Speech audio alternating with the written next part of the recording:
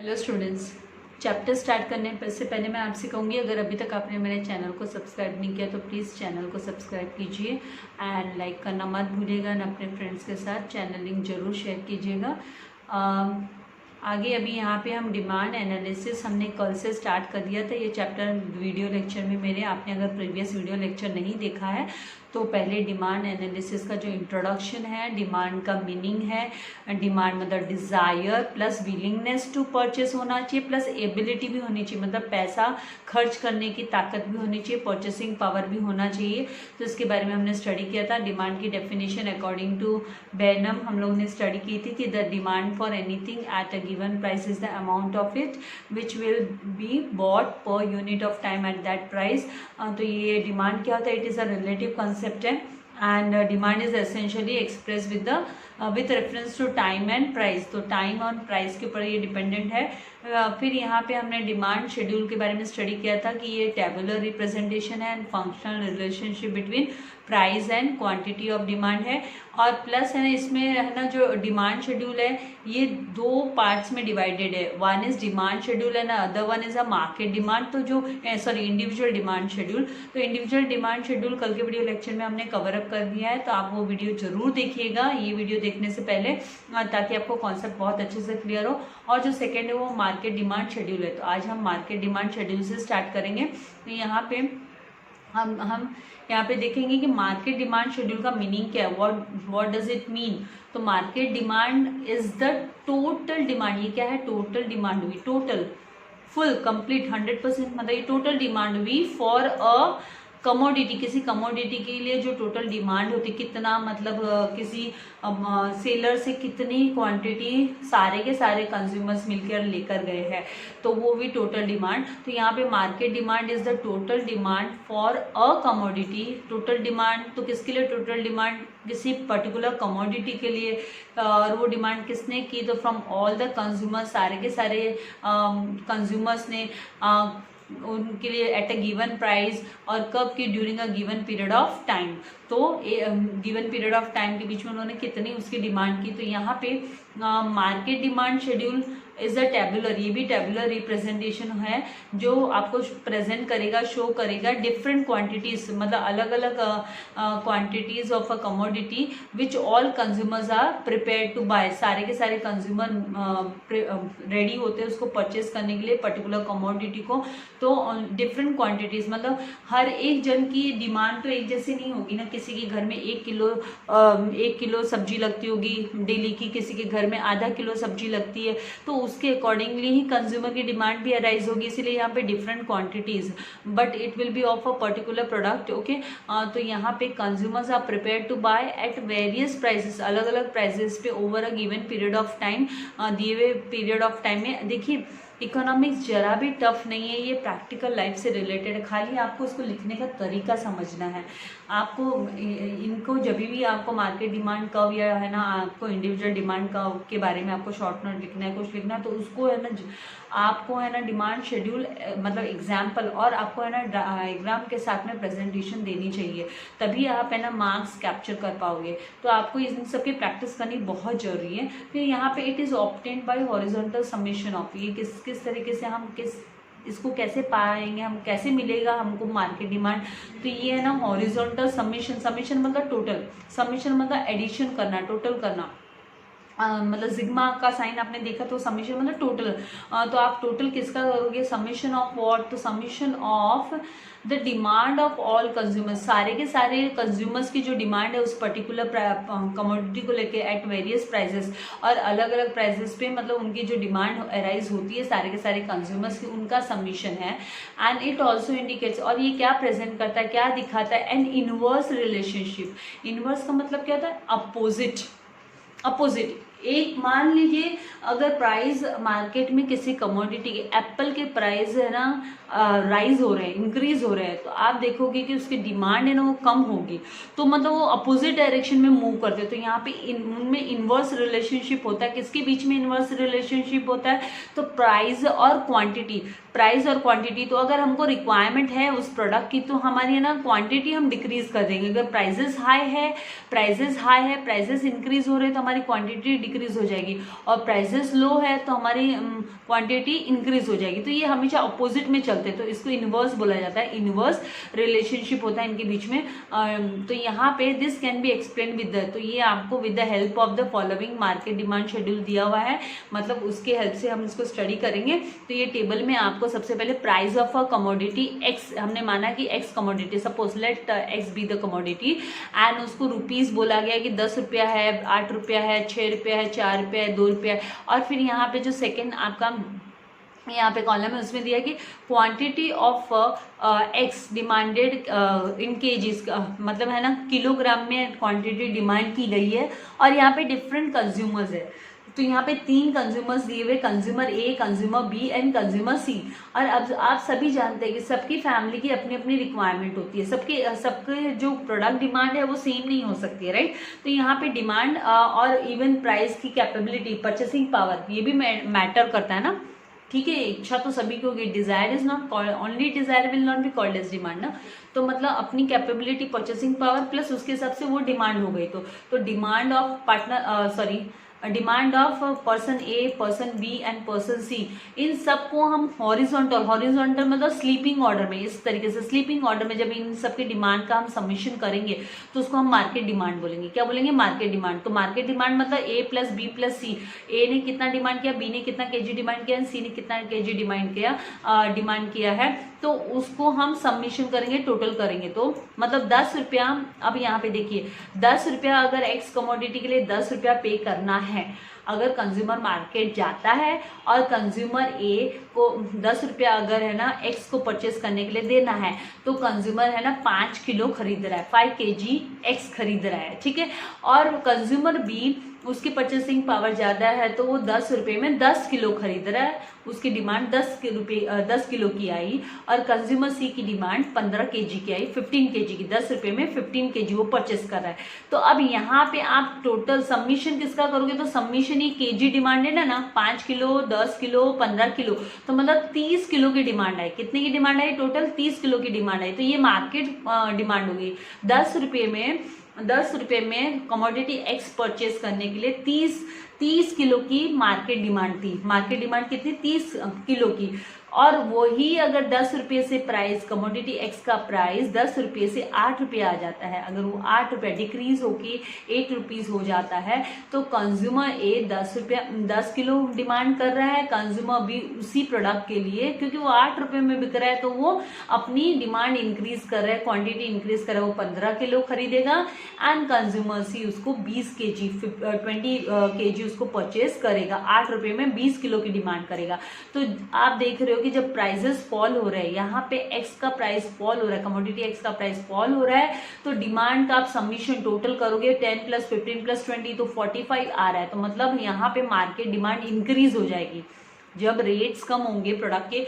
ये तो नेचुरल है, हमने प्रैक्टिकल में भी देखा है, अगर किसी कमोडिटी के प्राइसेस कम हो जाते हैं, राइट, तो फिर हम देखते हैं कि वो कमोडिटी की डिमांड फिर ज़्यादा, ऑटोमेटिकली वो डिमांड ज़्यादा हो जाती है, राइट। तो यहाँ पे नेक्स्ट, अगर और prices further fall in price, और ज़्यादा अगर प्राइस गिर जा रही है कमोडिटी एक्स की और 6 तक पहुँच रही है, तो कंज्यूमर ए 15 किलो खरीदने के लिए तैयार है, कंज्यूमर बी 20 किलो खरीदने के लिए तैयार है, एंड कंज्यूमर सी वो 25 kg खरीदने के लिए तैयार है। तो टोटल जब आप सबमिशन करोगे 15, 20 और 25 का, तो यहाँ पे 60 kg डिमांड आ गई उस प्रोडक्ट एक्स की। और अगर वो और गिर रहा है, 4 रुपये तक उसकी रेट आ रही है, तो फिर 15 + 20 + 25, तो 4 रुपये तक उसकी रेट आ रही है, तो 20 + 25 45 + 30 75, तो 75 kg की डिमांड आ गई। 4 रुपया अगर प्रोडक्ट का प्राइस है, प्रोडक्ट एक्स का प्राइस 4 रुपया, कमोडिटी एक्स का प्राइस 4 रुपया है, तो 75 किलो की डिमांड आ गई। तो हम देख रहे हैं कि इसमें इनवर्स रिलेशनशिप हो रहा है, मतलब जैसे प्राइस कम होते हैं तो डिमांड इंक्रीज हो जाती है। तो ये इनवर्सली ये क्या कर रहे हैं, मूव कर रहे हैं, अपोजिट में मूव कर रहे हैं। अगर 2 रुपया अगर प्राइस फर्दर प्राइस फॉल हो गया, 2 रुपया पहुंच गया, 2 रुपया पहुंचने पे जो कंज्यूमर ए है वो 25 किलो खरीद पा रहा है, उसकी डिमांड 25 किलो की आ गई, कंज्यूमर बी, ये एक जस्ट अजम्पशन है, राइट, ये हम अज्यूम कर रहे हैं, इमेजिनरी हमने एग्जाम्पल लिया हुआ है, लेकिन ऐसा रियल में भी होता है। आप लोगों ने देखा भी है, मम्मी बोलेगी आई कुछ शॉपिंग करके आई मम्मी मार्केट से, तो मम्मी बोलेगी आज तो टमाटोज इतने सस्ते थे कि मैंने 2 किलो ले लिए, कोई बोलेगा आज तो एप्पल इतनी सस्ती थी मैंने इतना ले लिया। तो वो चीज़ नेचुरली मतलब प्रैक्टिकली भी ऐसा होता है। तो यहाँ पे 25 + 30 + 35, तो इनको टोटल करेंगे तो 90 kg की डिमांड आ गई। तो मतलब ये जो टेबल 3.2 है वो आपको शो करता है different quantities of commodity x purchase by different consumers, अलग अलग कंज्यूमर ने जो परचेज किया एट वेरियस प्राइसेस, मतलब वेरियस प्राइसेस मतलब ये सब 10, 8, 6, 4, 2, okay, and it can be observe. और हम यहाँ पे ऑब्जर्व कर रहे हैं, हमने देखो इस टेबल को रीड किया, हमने ऑब्जर्व किया कि है ना जब भी है ना less quantity of commodities demanded, कब लेस क्वांटिटी डिमांड हो रही है, जब है ना प्राइजेस हाई है, राइजिंग प्राइजेस, जब प्राइजेस हाई है तो क्वांटिटी कम डिमांड हुई है, 30 किलो, 10 रुपये में 30 किलो की डिमांड हुई, वही अगर प्राइस गिर गए 2 रुपये तक तो फिर वो डिमांड 90 kg हो रही है, तो 90 kg की डिमांड मतलब उसके प्राइसेस लो है। तो यहाँ पे rising prices and more quantity of commodity is demanded at falling prices, more quantity will be demanded at falling prices. तो इस तरीके से ये हमने ऑब्जर्वेशन किया। 10 there is an inverse relationship, इसीलिए हम इसको बोल सकते हैं कि यहाँ पे इनवर्स अपोजिट रिलेशनशिप है, इनडायरेक्ट रिलेशनशिप हो गया between price and quantity demanded, जो प्राइस है प्रोडक्ट की एंड क्वांटिटी डिमांडेड वो दोनों अपोजिट डायरेक्शन में मूव करते हैं। यहाँ पे अभी हमें ना आई होप आपको कॉन्सेप्ट समझ में आ रहा है और इजी है, आपको दिमाग लगाना है और अपना उसको ये जो टेक्निकल वर्ड्स इकोनॉमिक्स के वो लिखने सीखने हैं, राइट। फिर यहाँ पे मार्केट डिमांड कर्व का ग्राफिकल रिप्रेजेंटेशन दिया हुआ है आपको, मार्केट डिमांड कर्व कैसे ड्रॉ करेंगे। तो आपने सबने ग्राफ तो स्टडी किया ही है 10th स्टैंडर्ड में, already you have learn, right. तो फिर उसी के बेसिस पे आप इस टेबल को, ये जो शेड्यूल दिया है इसी के बेसिस पे हम है ना कमोडिटी एक्स को लेंगे एंड ये जो 30, 45 एंड 60 ये जो है ना मार्केट डिमांड है, क्योंकि हम मार्केट डिमांड तैयार कर रहे हैं ना, तो इंडिविजुअल कंज्यूमर्स का सबमिशन करने के बाद में ये मार्केट डिमांड हमको मिली, तो हमको ये सब अमाउंट्स लेने 30, 45, 60, 75, 60 सॉरी 90, तो इनको हमको प्लॉट करना है ग्राफ पे। तो यहाँ पे इट इज़, अभी ये जरूरी नहीं है कि आपको एग्जाम में ग्राफ पेपर रहेगा, आप अपने नोटबुक में मतलब आपके आप आंसर शीट में आप है ना इस तरीके से प्लॉट करते हुए आप को रूलर यूज़ करना आता है, स्केल यूज़ करना आ सकता है, आप अपना डायग्राम प्रिपेयर कर सकते हैं, राइट। तो यहाँ पे कोई हार्ड एंड फास्ट ये नहीं है, लेकिन आपको डायग्राम का प्रेजेंटेशन देना होता है। तो यहाँ पे graphically the market demand curve is a horizontal summation है, हॉरिजॉन्टल समीशन मतलब ऑफ इंडिविजुअल डिमांड, मतलब ये हॉरिजॉन्टल समीशन बोला जाता है, इंडिविजुअल सबकी डिमांड मिला के ये 10, 5, 10, 15 इसको बोला जाता है horizontal summation of individual demand. तो फिर मार्केट डिमांड बन गई 30। तो यहाँ पे individual demand curve and it is based on market demand schedule. फिर ये किस पे बेस्ड होता है, मार्केट डिमांड शेड्यूल पे बेस्ड होता है। तो यहाँ पे हम फिगर 3.3 क्या कर रहा है, रिप्रेजेंट कर रहा है मार्केट डिमांड कर्व को। तो मार्केट डिमांड कर्व यहाँ पे एक्स एक्सिस पे आप लोगे क्वांटिटी डिमांडेड इन केजीज में जो क्वांटिटी डिमांडेड है वो लेना है आपको, और वाई एक्सिस पे आप प्राइस इन रुपीज़ लेंगे। तो एक्स एक्सिस पे अब आपको यहाँ पे आपको क्या मिल रहा है 30, 45 इस तरीके से नंबर है, राइट। तो फिर आप क्या करोगे 20 से स्टार्ट कर दोगे नंबर्स को, 20 आप इनको 20, 40, 60 इस तरीके के मल्टीपल्स में 100 तक ले लोगे। तो यहाँ पे मतलब 20 के मल्टीपल्स लोगे आप, तो 20, 40, 60, 80, 100 इस तरीके से आपने 20 के मल्टीपल्स ले लिए।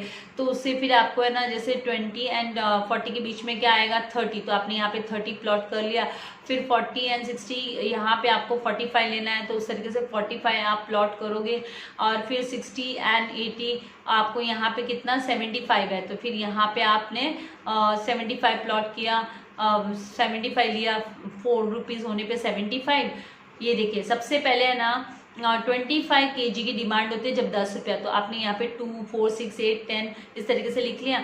और 10 रुपये में ये जो 10 रुपये में जो डिमांड आई वो आई 25 kg। तो ये इस तरीके से यहाँ पे kg, ये जो मैं कर्सर मूव कर रही हूँ यहाँ पे ये देखिए ये आपका है ना डिमांड है ना वो 25 kg का डिमांड आया जब आप 10 रुपया आपका प्रोडक्ट का प्राइस है और वही प्रोडक्ट प्राइस आपका 8 रुपया पहुँच जाता है, तो फिर है ना डिमांड 45 kg की आ जाती है। तो इस तरीके से ये 45 kg आपको 45 यहाँ पे प्लॉट करना है, तो 45 kg की आपकी डिमांड आ जाती है। वही अगर और प्राइजेस कम हो जाते हैं, 6 रुपये तक पहुँचते हैं, हम है ना शेड्यूल के हिसाब से ही कर रहे, जो है ना ऊपर जो 3.2 का शेड्यूल दिया उसके हिसाब से हम कर रहे हैं। तो फिर आपको की जो डिमांड है 6 रुपीज़ में डिमांड इंक्रीज़ हो जाती है 60 तक। तो यहाँ पे 60 तो 60 तक आपने लेके आया।